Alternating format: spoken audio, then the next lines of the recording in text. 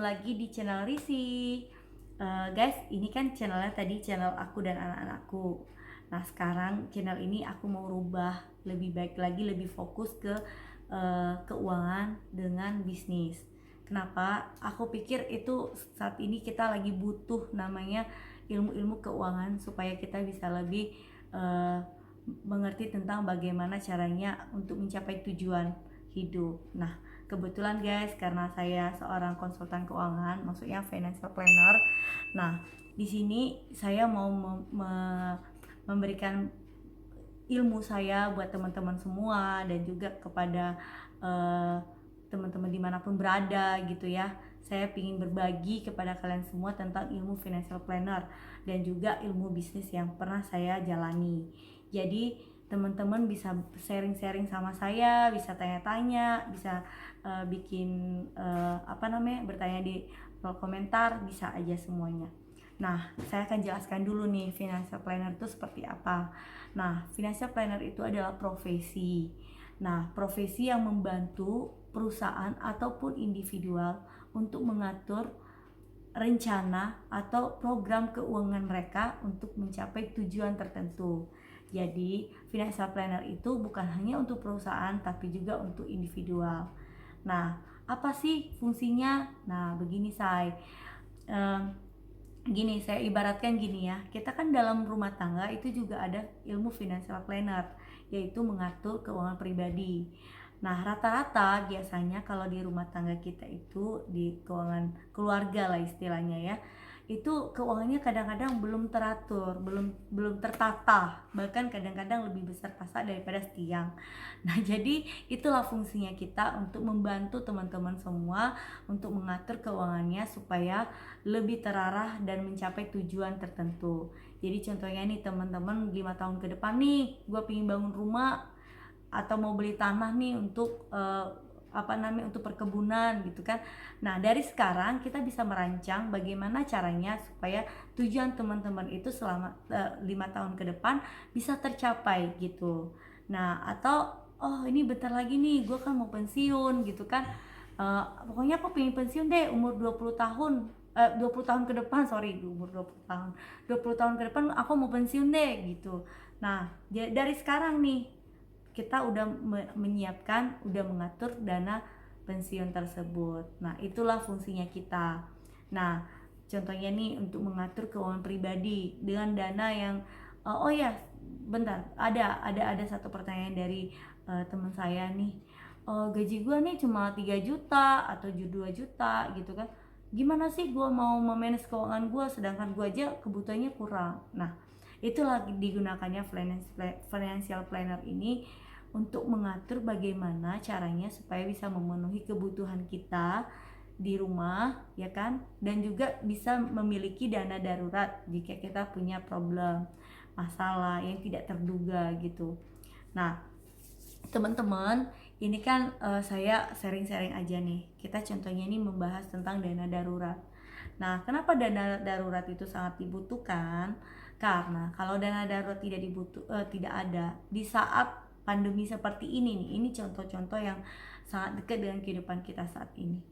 Nah, ketika pandemi ini banyak orang-orang yang kerja di perusahaan itu di PHK.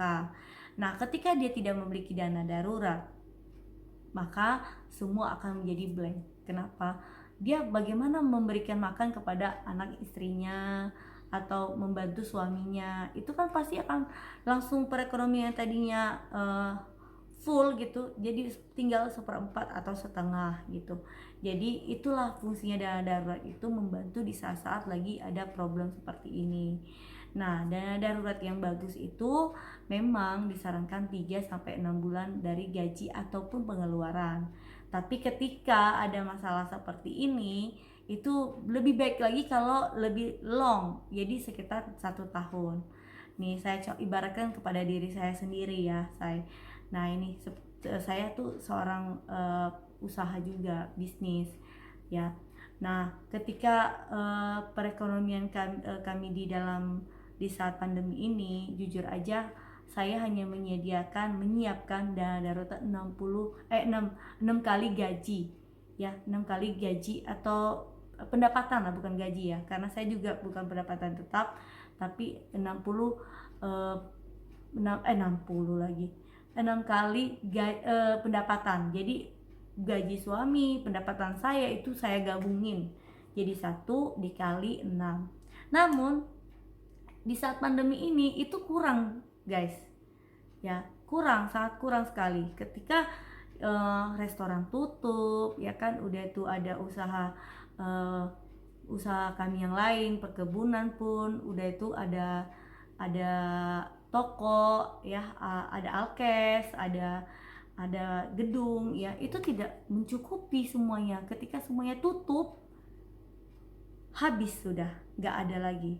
Dan saya tidak pernah berpikir bahwasanya dana darurat saya itu tidak pernah mencukupi gitu. Karena kenapa? Saya berpikir suami saya itu adalah seorang profesional. Saya berpikir dia bisa mendapatkan lebih besar daripada pendapatan saya. Jadi saya berpikir fan-fan aja gitu. Ya kan, saya kan punya pendapatan juga yang untuk menutupi dia aja. Karena dia adalah patok pertama gitu. Namun ketika terjadi hal seperti ini, itu semua itu nggak benar. Jadi mulai sekarang di saat pandemi ini adalah pelajaran juga buat kita untuk memanage keuangan kita lebih lagi. Kenapa? Karena kita dibutuhkan dana darurat yang yang bisa tuh lebih panjang. Jadi sekitar 1 tahun itu udah bagus sekali. Kenapa? Ketika terjadi problem masalah seperti virus corona ini gitu, kita sudah mempunyai persiapan. Ketika kita nggak punya penghasilan pun, kita istirahat di rumah, kita udah ada persiapan untuk biaya hidup dalam waktu 1 tahun tersebut. Seperti kita punya cicilan udah bisa tercover, kita punya banyak lah ya, kita bisa tercover dari itu. Jadi kita nggak usah khawatir gitu. Nah, itulah kenapa kita dibutuhkan financial planner. Jadi kita bisa tahu nih kebutuhan kita berapa. Dan salah satunya juga fungsinya financial planner ini untuk membuat juga kita lebih mencapai tujuan, dengan cara kita udah terarah, uang kita tuh mau kita arahkan kemana. Ketika sifat kita yang konsumtif itu keluar, ya kan, kita bisa memikirkan, jangan dulu deh, gue kan punya tujuan gitu. Jadi itulah fungsi-fungsinya. Kayak saya nih, ya kan, saya namanya cewek pasti pingin dong punya tas mewah, punya tas bagus, ya kan. Nah, ketika saya tidak punya rencana keuangan saya,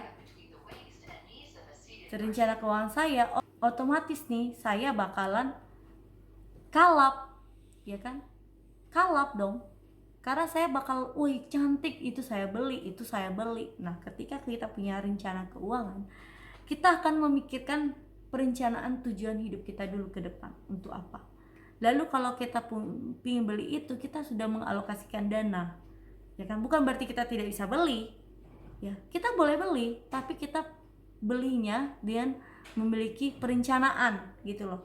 Jadi contohnya saya gitu ya, ingin beli tas harganya 5 juta atau 7 juta. Oh, ternyata dana entertainment saya, untuk dana saya pribadi itu setiap bulan tuh 2 juta gitu. Nah, dari 2 juta itu bisa ditabung ya. Kita harus menabung. Jadi dengan aku menabung 4 bulan, aku bisa tuh beli tas yang seperti itu gitu.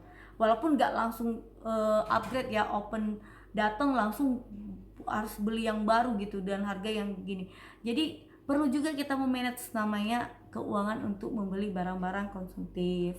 Nah, perlu juga kita harus tahu diskon-diskonnya.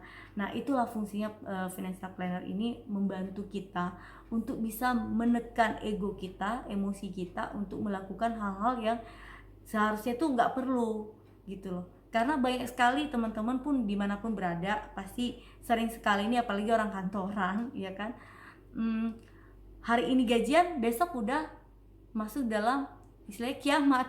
Kenapa? Gak sampai 1 minggu semua gajinya habis ludes gitu. Nah, itulah kenapa butuh perencana keuangan. Jadi kita bisa mengatur keuangan kita. Oh, ternyata nih gua udah ngeluarin ini, ngeluarin itu, ya kan. Dana-dananya udah dirapikan semua, udah teratur nih. Oh, ini butuh ini, untuk ini, untuk itu. Nah, ketika kita ada masalah dalam dalam hal itu, ya kan?